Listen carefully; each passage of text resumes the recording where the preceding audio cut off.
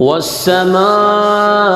ذات البروج واليوم الموعود وشاهد ومشهود قتل أصحاب الأخدود النار ذات الوقود إذ هم عليها قعود وهم على ما يفعلون بالمؤمنين شهود وما نقموا منهم إلا أن يؤمنوا بالله العزيز الحميد الذي له ملك السماوات والأرض والله على كل شيء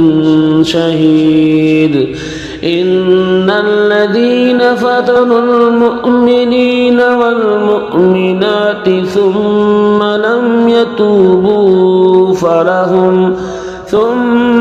لم يتوبوا فلهم عذاب جهنم ولهم عذاب الحريق إن الذين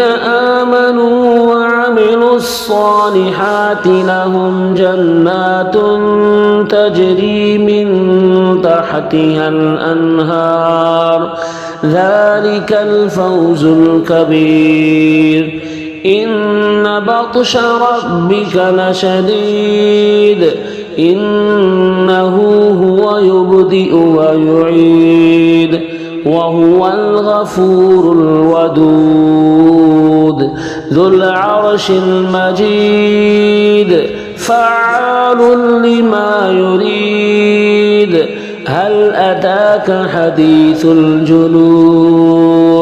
فرعون وثمود بل الذين كفروا في تكذيب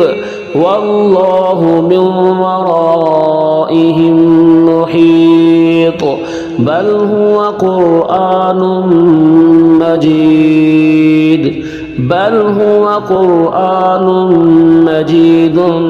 في لوح